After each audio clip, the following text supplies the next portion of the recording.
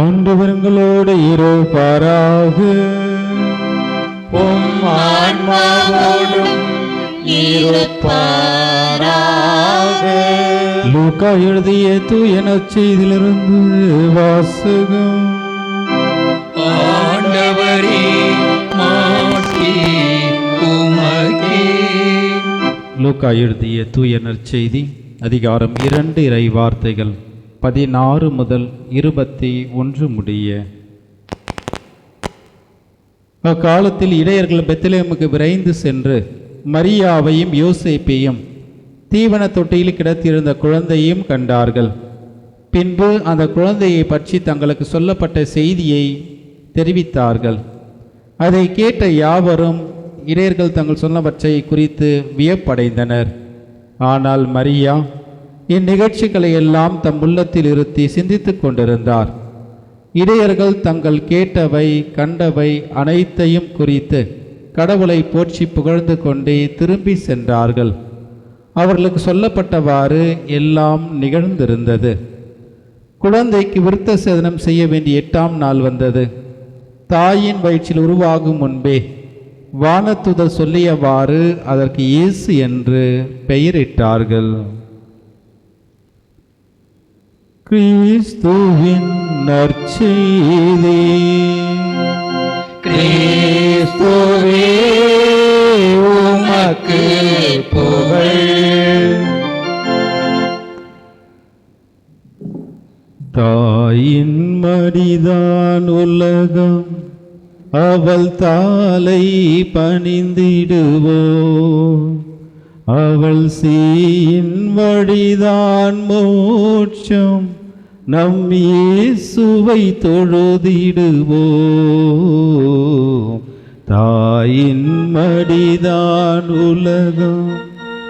இயேசுவில் பிரியமானவர்களே, உலகத்திலே எல்லோருக்கும் பிடித்தமான ஒரே ஒரு வார்த்தை அம்மா என்கின்ற ஒரு அமுத சொல். சிறு குழந்தை முதல் இறக்கின்ற வயதானவர் வரை அதிகமாக பயன்படுத்துகின்ற ஒரே ஒரு வார்த்தை அம்மா என்கின்ற ஒரே சொல். எவ்வளவுதான் கஷ்டங்கள், வேதனைகள், துயரங்கள் இருந்தாலும் அந்த தாய் அம்மா என்ற வார்த்தை கேட்டவுடனே அது ஒரு விதமான ஒரு மகிழ்ச்சி, சந்தோஷம். எங்குதான் நாம் சென்றாலும் கிடைக்காத ஒரே ஒரு மகிழ்ச்சி, தாய் வீடு ஒரு சாதாரண ஒரு கூரை வீடாக இருந்தாலும் அந்த வீட்டிற்குள் செல்லும் பொழுது கிடைக்கின்ற மகிழ்ச்சி வேறு எங்குமே கிடைக்கவில்லை. இவ்வாறாக உலகத்தில் பிறந்த மனிதர்கள் மட்டுமல்ல, உயிரினங்களும் தன்னுடைய தாயை அதிகமாக நேசிக்கின்றார்கள், அன்பு செய்கிறார்கள் என்பது நாம் கண்கூடாக ஒவ்வொரு நாளும் நாம் பார்த்து கொண்டிருக்கின்றோம். எனவே இதைதான் ஒரு கவிஞன் மிக அழகாக சொல்கின்றான். கடவுள் எல்லோரையும் நேரடியாக அன்பு செய்ய முடியாது என்பதற்காக ஒவ்வொருவருக்கும் தாயை அனுப்பி அங்கே ஒரு அன்பின் அடையாளமாக அவர்களை நம்மோடு வாழ வைத்து கொண்டிருக்கின்றார் என்று இவ்வாறாக கவிஞனுடைய ஒரு வார்த்தை. இது நமக்கு மட்டுமல்ல, இதே வார்த்தை தாய் அம்மா என்கின்ற அதே வார்த்தை கடவுளுக்கும் மிக பிடித்தமான, பொருத்தமான, ஏற்றமான ஒரு வார்த்தையாகவும் அதிகமாக நேசித்த வார்த்தையாகவும் தன் தாயை இவ்வுலகை விட்டு பிரிந்து செல்லும்போது கூட அவளை தனியாக விடக்கூடாது, அனாதையாக விட்டுவிடக்கூடாது. நம்மளை என்ன செய்கிறோம், உயிரோடு நம்ம இருக்கும் பொழுதே கொண்டு போயிட்டு அனாதை இல்லத்தில் சேர்த்துட்டு வந்துடுறோம். ஆனால் கடவுள் இயேசு என்ன செய்கிறார், தன்னுடைய தாயை அந்த இறுதி நேரத்திலையும் அவரை கவனிக்க வேண்டும், ஏற்றுக்கொள்ள வேண்டும் என்பதற்காக மற்றவரிடம் ஒப்படைக்கின்றார். இவ்வாறாக தாய்க்கு மிக முக்கியத்துவம் தருகின்ற இந்த உலகத்தில் உலகத்தை படைத்த கடவுளுக்கே தாய் முக்கியமானவர், வேண்டியவர், தேவை என்பதை இன்றைய நாளிலே நாம் கொண்டாடுகின்ற அன்னை மரியா இறைவனின் தாய் என்கின்ற இந்த விழாவானது நமக்கு உணர்த்துகின்றது. இதை நாம் பார்க்கும் பொழுது கவிஞன் அன்னையை பற்றி வர்ணிக்காத எந்த ஒரு கவிஞனும் கிடையாது. கவிஞன் மிக அழகான வார்த்தைகளை பயன்படுத்துகின்றான். தாய் அன்புக்கே ஈடேதம்மா, இந்த ஆகாயம் கூட தாங்காது, அந்த அளவுக்கு தாயினுடைய அன்பு மிக பெரியது.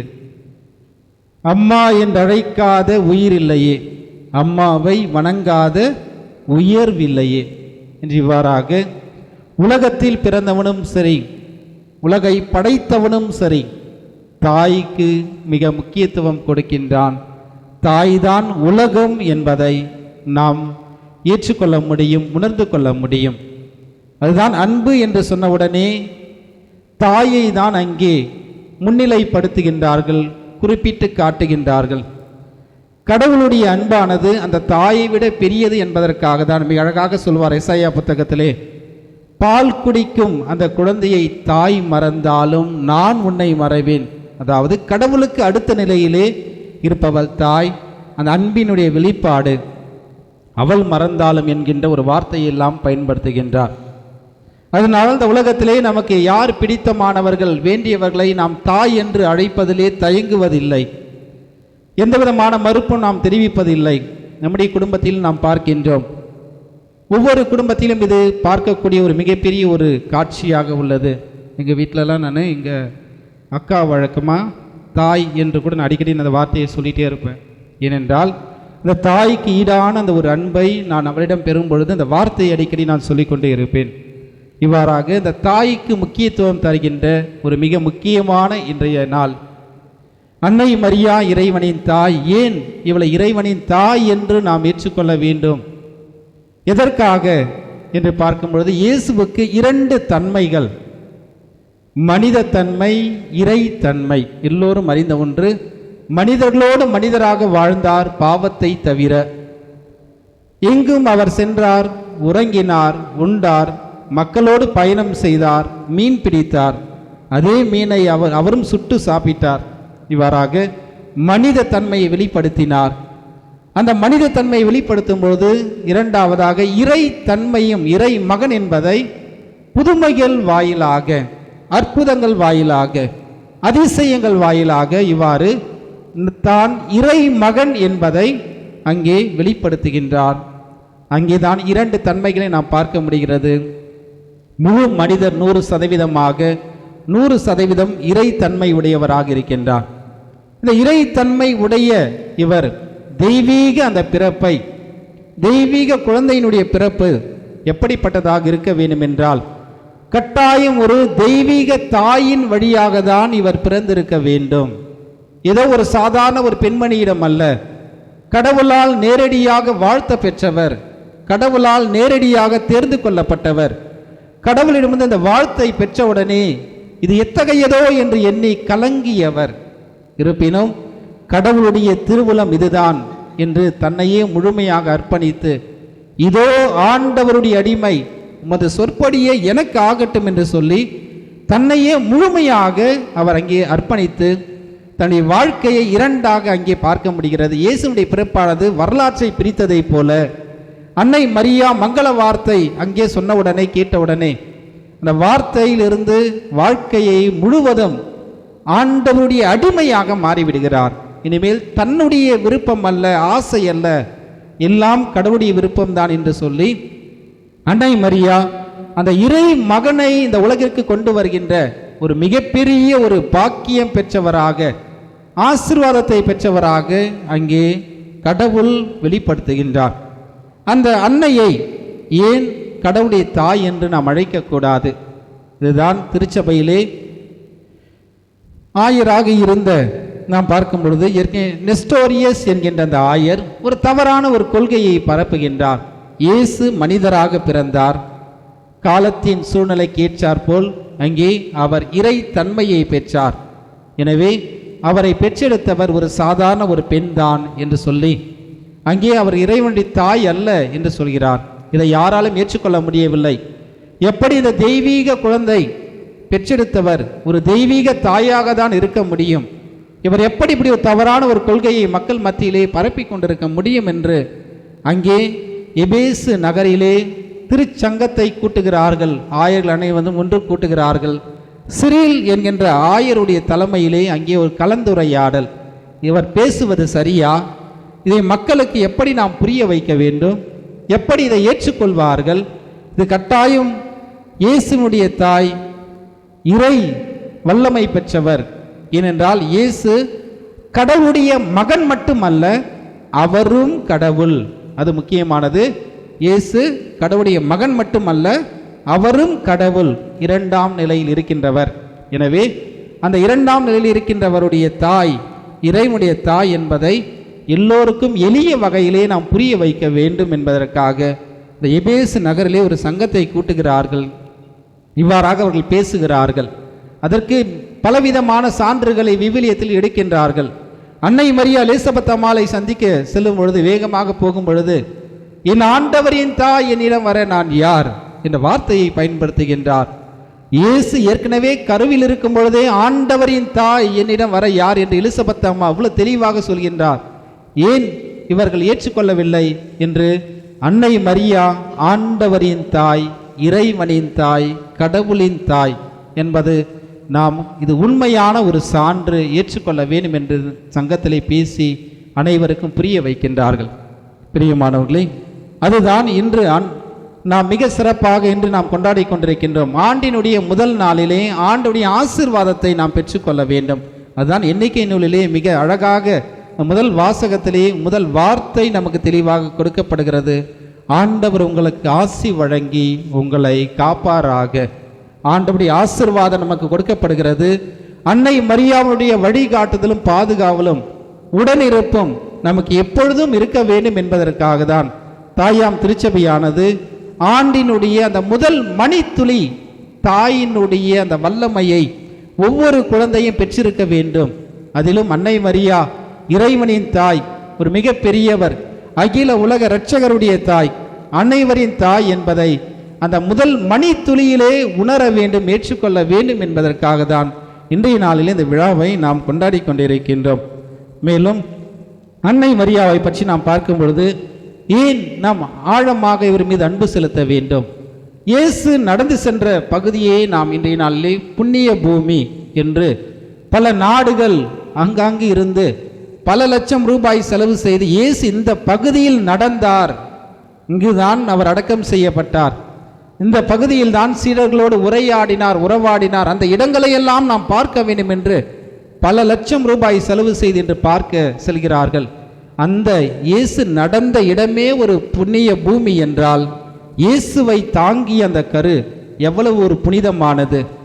ஆனால் இதை பலர் ஏற்றுக்கொள்ளவில்லை, புரிந்து கொள்ளவில்லை. ஏன் அன்னை மரியா அன்னை மரியா என்று ஓடுகிறீர்கள் என்று கேட்கின்றார்கள். இயேசு நடந்த இடத்திற்கு நீங்கள் ஓடுகிறீர்கள். இயேசுவை தாங்கிய அந்த கரு புனிதமானது எங்கள் மத்தியில் இன்று உள்ளது, கத்தோலிக்க திருச்சபையில் உள்ளது. அதை எல்லோரும் நாங்கள் ஏற்றுக்கொள்கிறோம், விசுவசிக்கின்றோம், நம்புகின்றோம். அவளுக்கு கொடுக்க வேண்டிய முதல் மரியாதையை நாங்கள் கொடுக்கின்றோம் என்பதுதான் நாம் செய்கின்ற மிக முக்கியமான ஒரு செயலாக இன்றைய நாளிலே நமக்கு உள்ளது. எனவே பிரியமானவர்களே, அந்த அன்னையிடம் காணப்பட்ட மிக முக்கியமான ஒரு பண்பு தாழ்ச்சி. எந்த விதமான அங்கே மறுப்பும் தெரிவிக்கவில்லை.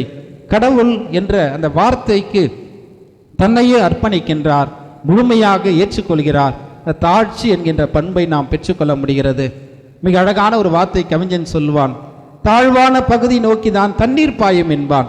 அதுபோன்றுதான் யார் யாரெல்லாம் தன்னையே தாழ்த்துகின்றார்களோ அவர்களுக்கு தான் கடவுளுடைய ஆசீர்வாதம் அதிகமாக கிடைக்கும் என்று மிக அருமையான ஒரு அறிவுரையையும் நமக்கு குறிப்பிடுகின்றான்.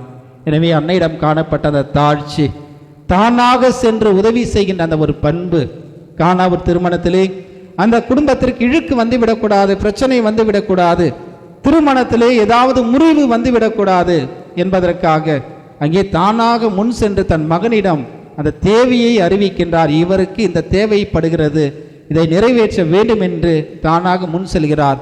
ஏனென்றால் யூத சமுதாயத்தில் திராட்சை ரசத்திற்கு அந்த அளவுக்கு முக்கியத்துவம் உண்டு. இல்லை என்றால் பல பிரச்சனைகளை அவர் சந்திக்க நேரிடும். அதனால்தான் அன்னை அந்த திராட்சை ரசத்திற்காக தன் மகனிடம் பரிந்து பேசி நிறைவேற்றி முதல் புதுமையை அன்னையோடு இணைந்து இயேசு செய்கின்ற அந்த நிகழ்வு தான் கானாவூர் திருமணமாக உள்ளது. எலிசபெத் அம்மா கருவுற்றிருக்கும் பொழுது தானாக ஓடி செல்கிறார். தன்னுடைய சகோதரி அவருடைய தேவையை அறிந்து தெரிந்து புரிந்து வேகமாக செல்கின்றார். நாம் இன்றைய நாளில் நாம் சிந்திக்க வேண்டிய வார்த்தைகள், நாம் பிறருக்கு உதவி செய்ய நாம் முன் வருகிறோமா? நம்மால் முடிகின்றதா? மனப்பூர்வமாக நான் பிறரை நேசிக்கின்றேனா, உதவி செய்கின்றேனா? அல்லது இல்லை என்றால் ஏதோ கடமைக்கு நான் செய்கின்றேனா என்று நாம் பல நேரத்தில் சிந்திக்க வேண்டியவையாக உள்ளது. எனவே பிரியமானவர்களே, அன்னை மரியாவிடம் காணப்பட்ட மிக முக்கியமான பண்புகளாக தாழ்ச்சி, அங்கே தானாக முன் சென்று உதவி செய்தல், தேவையை அறிந்து தெரிந்து உதவி செய்தல் போன்ற பண்புகளை நாமும் பின்பற்றி வாழ்வோம். அன்னை மரியா நம்மில் வாழ்ந்து கொண்டிருக்கின்றார், நம்முடைய செயலில் வாழ்ந்து கொண்டிருக்கின்றார். அவரை நம் செயல் வழியாக பிறருக்கு நாம் எடுத்து காட்டுவோம். இந்த புதிய ஆண்டு நமக்கு ஒரு ஆசீர்வாதத்தின் ஆண்டாக அமைய வேண்டும். ஆண்டவருடைய அருளும் ஆற்றலும் நம்மை தொடர்ந்து வழிநடத்த இந்த தெய்வீக பலியிலே நாம் தொடர்ந்து ஜெபிப்போம், மன்றாடுவோம். ஆமேன்.